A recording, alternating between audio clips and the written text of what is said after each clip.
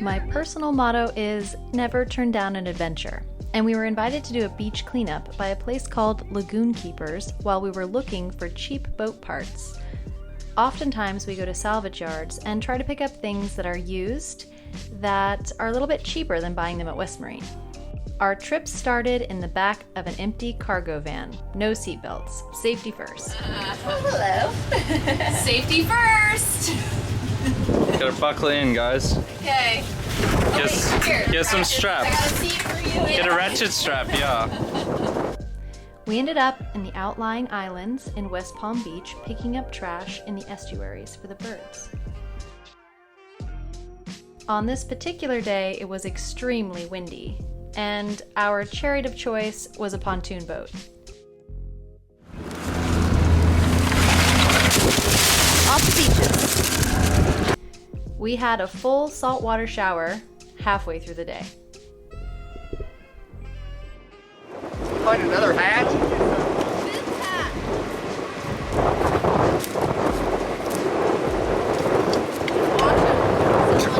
Your fourth hat today? Yeah. I've given a few hats to Poseidon myself, unfortunately. Alright, should we close this guy up? Is this our last island? Cool. I used to be that.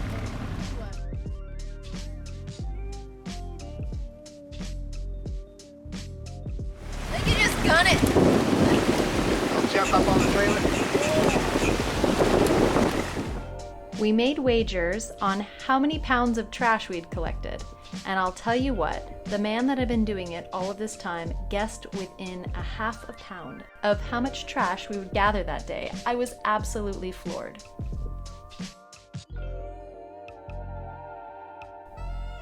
Usually, there's about 80 pounds of trash picked up off of these beaches. The beach cleanups are done quarterly. All right, back up. Lagoon Keepers is primarily in charge of keeping sunken boats out of the lagoon. So oftentimes they're called and the boats are surrendered to them.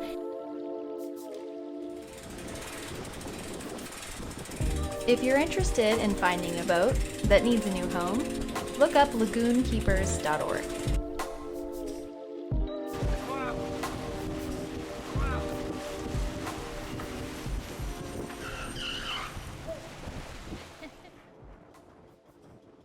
Arrived back at Lagoon Keepers and we're gonna weigh our trash. So let's go check that out. Usually they get about 100 pounds from where we picked up trash and we're thinking we have about 85. So let's go see if we're right.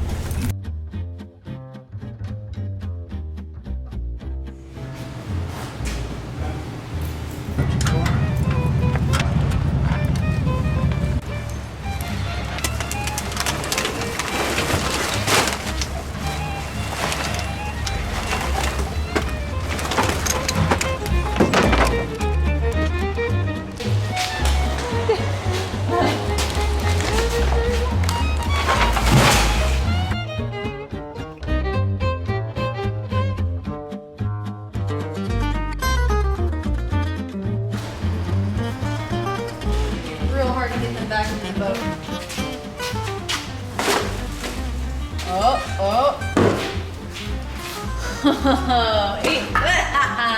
83. Good guess. 126, 29, 30. That's a good guess.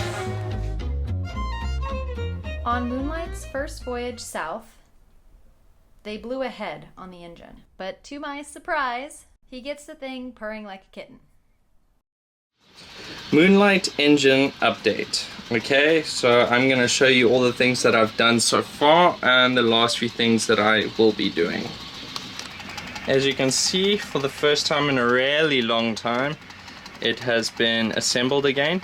Yesterday I spent my time plumbing the heat exchanger and everything that is necessary.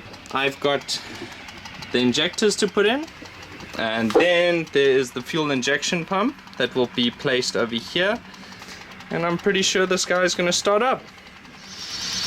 Fuel injectors and spark plugs are in, have not been plumbed or wired yet. I first need to put the intake manifold in, with its corresponding gaskets and bolts. Air intake manifold is on now.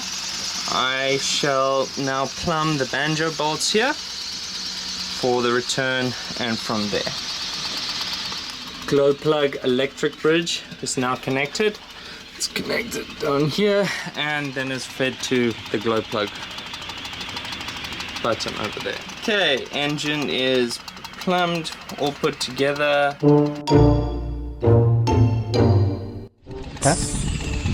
We are fixing the dew hopper to the thingamabob to see if there's fire in the hole. Is that about right? That's right, right? That sounds like Bianca talking. Okay, so we are disconnecting the fuel hose from the tank because this tank needs to be cleaned out. It's gotten some growth, and as you guys know, if you leave diesel in a tank, it has an expiration date because it grows mold and bacteria. So that's what's happened. So we're going to take that hose and put it to this fresh can of diesel. Then we're gonna see if this engine starts, and I'm pretty sure he doesn't want me filming this because we don't know if it's gonna go or not. Huh, there, schmoopsy poopsy. Surly whirly. He says nothing because he learned from his mother, if you don't have something nice to say, you should sit in silence. So anyways, let's take a tour of all of these new parts that we've got on Moonlight's engine. Okay, so I'm gonna, okay. So here is the new Kubota head that's blue. Here is a new fuel injector module for the fuselage that is gold. So Searle has rewired and replumbed the entire engine, and it basically has a new upper half. Oh, there's some nice lighting you guys can see. So it is very shiny because we've got T9 on it. And Searle's feeling very confident right now. Tell them how confident you're feeling. I'm not confident. Is that confident? Yes. Hopefully it starts, otherwise we're gonna have to get in a professional, which I don't wanna do. I mean, I'm the professional, so I don't wanna do it. No, I'm just kidding, I'm not a mechanic. But it is a sailboat, so we could just sail it. Searle? Wait, I'm busy. He's busy, no comment. All right, so what we're gonna do is, are we gonna bleed the lines again? Yeah. We're gonna bleed the lines, we're gonna hook up the fuel hose to the jerry can, and then we're going to fire in the hole. Is that the noise it's gonna make? He's ignoring me. Can I help, or should I just keep making commentary? I'm gonna take that as commentary.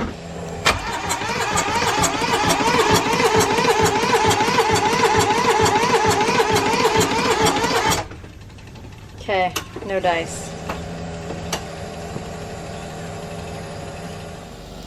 This guy just got the engine running. This is a very happy day on Moonlight. Wait for it. Wait for it. Come on, Moonlight. Come on, buddy. Purring like a kitten.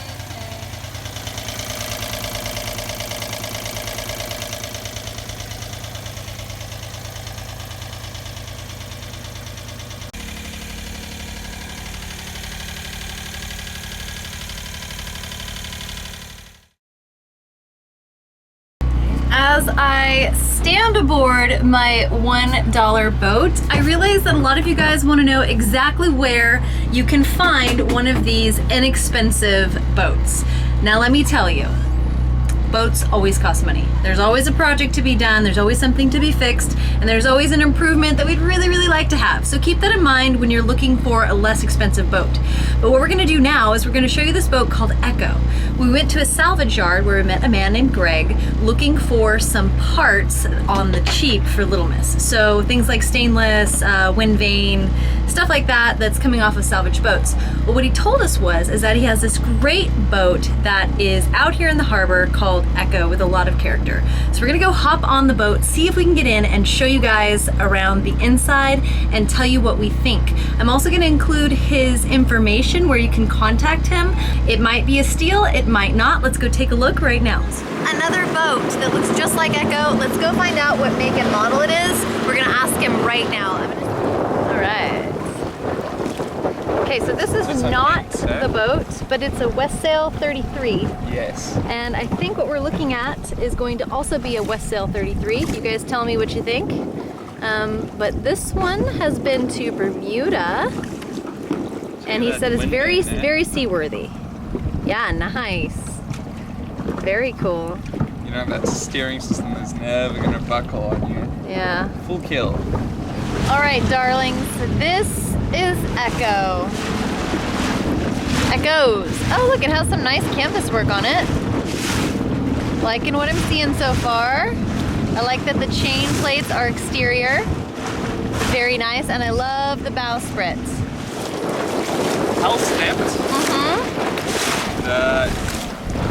The mast, but check, it's like on a pivot. Huh. Like it can pivot itself down. Oh, wow, that's cool. Looks like it needs a new chain plate on the back here.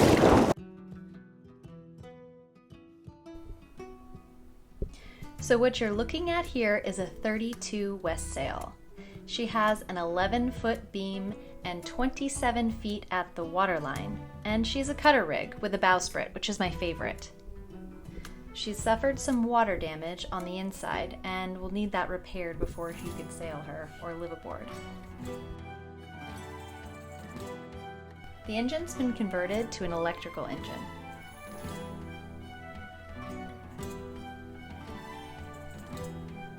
She has all new canvas and original sails. I think this boat is quite a steal.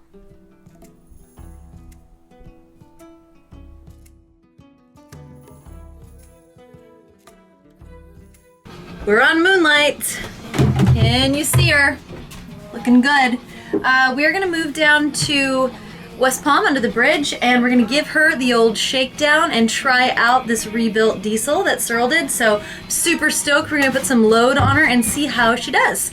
Also, we're gonna head down there and put up our solar tower tomorrow. So very exciting stuff. Howdy deal. Woohoo! Then we hit the glow plug and then the start button. And I'll show you how to do it in 2 steps. Cool. Also, make sure you're in neutral. Make sure you're in neutral. Okay. Alright. Purring like a kitten, guys. So we're gonna hook up the dinghy as a hip tow just in case, because this is the first time we're putting load on the diesel since Searle rebuilt it. So safety first. Safety second.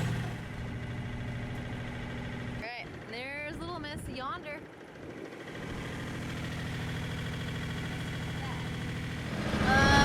Alright, step 1, navionics. Step 2, lift the anchor. Actually, somewhere between step 1 and 2 we should start the engine.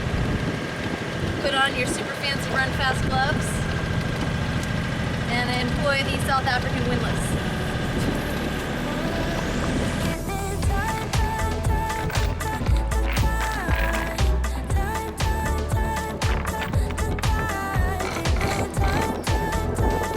Okay, forward.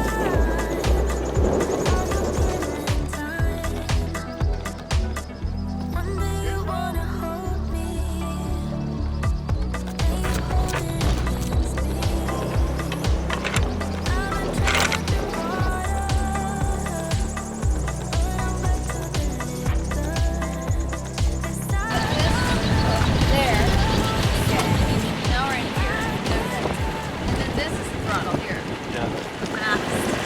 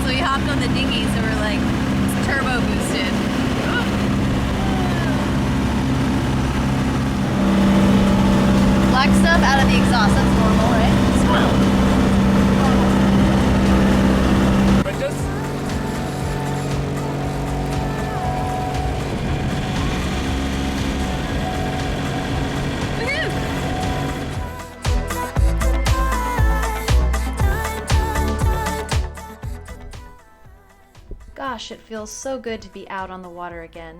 Even though the sails aren't full, we're just puttering away down the ICW, I feel a deep sense of freedom, and I cannot wait to get out there.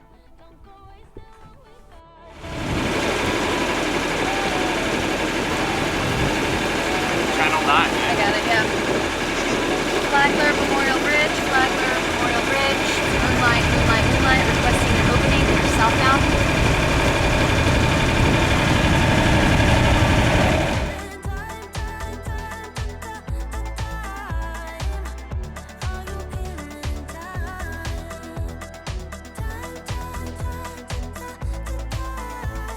Bridge, like even when they open it, it's like, could you imagine being demasted?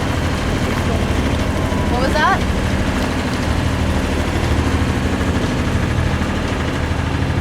I just don't want to lose steerage.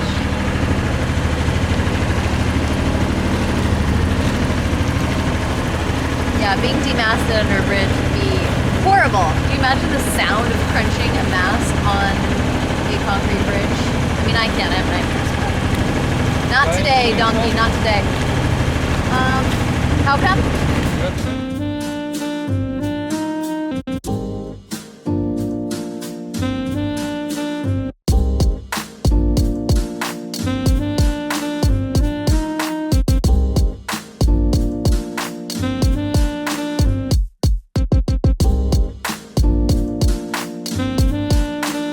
We made it! Now we're looking for Jim. Little gold boat. Copper. What? There's a catamaran ahead of us that's coming Are up. they underway? Yes. Oh, I thought they were anchored. Thank you very much.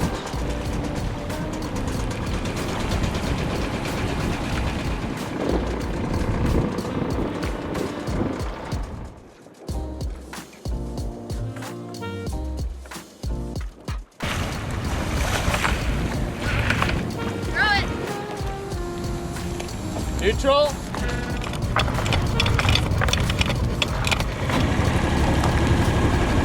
Just remember, you got a dinghy rope that's gonna might go underneath. Rinse and repeat with Little Miss, and we're here. We're at the other side of the bridge, as you can see, and we're going to start on the tower tomorrow. And I'm very excited. Solar power, here we come. Big exciting projects coming up next week. Thank you guys so much for watching. We'll see you next week on Sailing Miss Lone Star.